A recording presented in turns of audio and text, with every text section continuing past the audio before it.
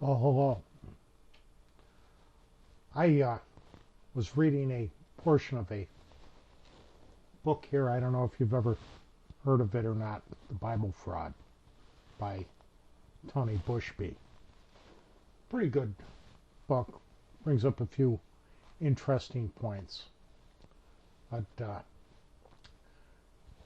this passage here, it kind of dealt with a group of people called the Khrestians. And it appears that it was an early name for the Christians. I've read this book a number of years ago, and he offers a theory as to who Jesus Christ may have actually been, and I don't know if I can actually swallow all of it or not. But it was interesting, this passage dealing with the Christians and their early love feasts, a thing that the Christian church seems to deny. But I'd like to read this to you. This is, again, out of the Bible Fraud by Tony Bushby, pages 94 and 95. To understand the New Testament and some of the beliefs it expounds, it is important to acknowledge the people of those early centuries were semi-savages, and their religious systems followed the myths of numerous earlier gods and goddesses. It was Pelops, Zeus's grandson, for example, who in childhood was killed and cooked by his father, Tantalus, the son of Zeus, who then served his son's flesh to the gods as the ultimate sacrifice. Thus, the eating of human flesh, particularly children, and the drinking of human blood occupied a foremost place in the rituals of many early religions. This ritual was supported by the Khrestians, the now early Christians, and Saint Justin Martyr, circa 160 CE, recorded that they were intolerable atheists, and said of their unusual nature that they met in secret to eat human flesh, and once the lamps had been upset, to participate in promiscuous and sensuous intercourse. The Romans pronounced the Christians public enemies, and they looked upon them as downright monstrous phenomena, a third race, destitute and forsaken people.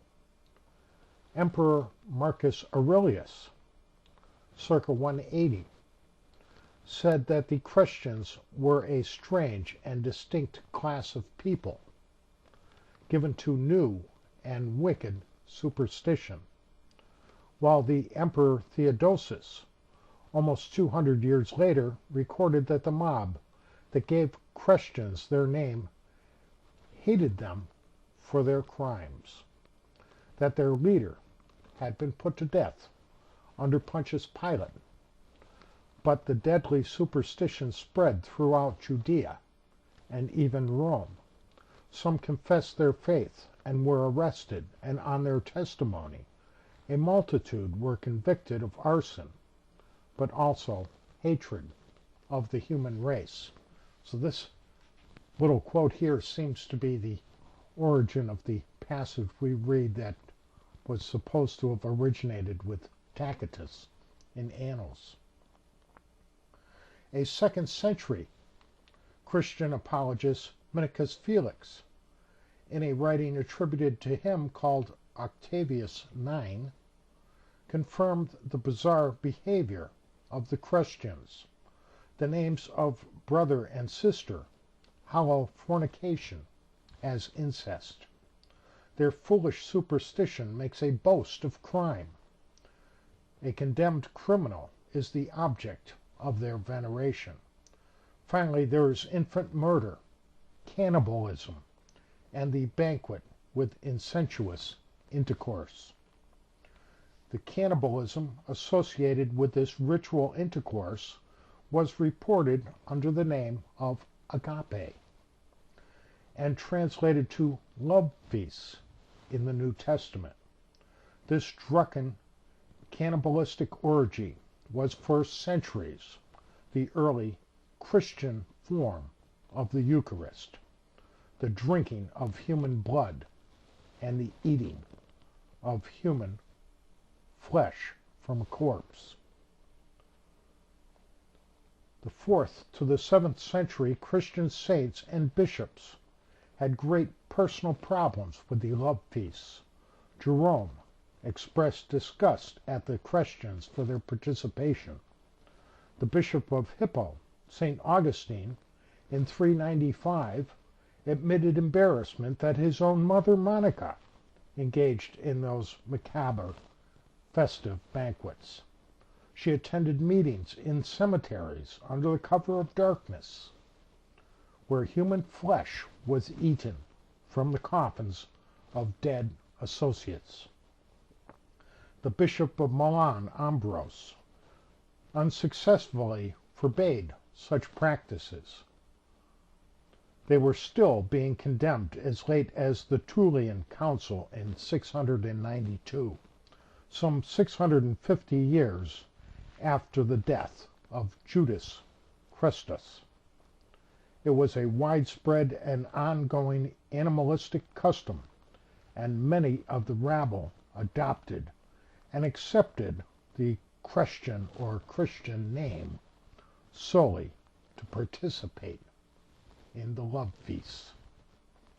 To cover up the true origin of the name Khrestian, the later church reasoned that Christus was a pagan substitute for Christus, and are careful to use the name Christus in a favorable sense. In referring to the records of Tacitus and Suetonius, the church argued that those historians substituted Christus for Christus, or the Anointed One, and that Christians instead of Christians. This, the church said, made the early Christian movement appear a religion of criminals. Many of the now called persecutions of the early Christians or Christians are due solely to the fact that they were criminal activists, not religious devotees. As Marcus Aurelius, the famous Roman historian, said of them in his time, the atrocity of the Christians against opponents surpasses the fury of wild beasts against men. The Romans were tolerant of any and all religions, including the Druids, but very resentful of anything that savored of political rivalry. And much later, when the Christians were finally brought to bear, the field for religious propaganda was wide open. Judas Christus was the Christian Messiah in the true sense of the word, the appointed leader of his Galilean apostles. The learned Christian historian Larder proved that the name Galileans was the primitive appellation of the Christians. St. Epiphanius further recorded that all Christians were called Nazarenes. The word was originally written as Christians, meaning the followers of Judas Christus, the Galilean, an active revolutionist. Those Galileans were the leaders of a new and pernicious sect which was capable of the most horrid crimes. The original Christians were the militia of Judas Christus, the Galilean, and twin brother of Rabbi Jesus. Thanks for listening.